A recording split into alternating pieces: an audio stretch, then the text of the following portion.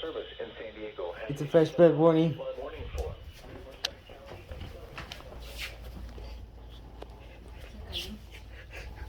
Oops.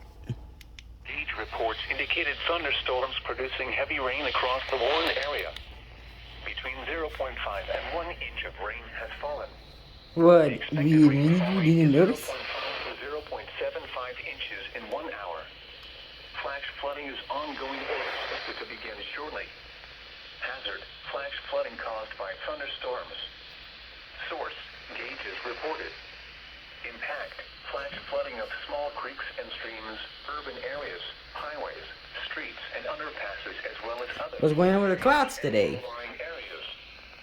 Some locations that will experience flash flooding include northwestern Palm Springs, Mount San Jacinto State Park, Highway 243 between Banning and Idlewild, northwestern Desert Hot Springs, Whitewater, Coppin, North Palm Springs, and Morongo Indian Reservation.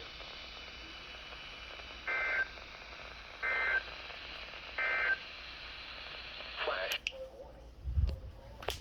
What the heck was that? IKEBA MANIBU is gonna see this.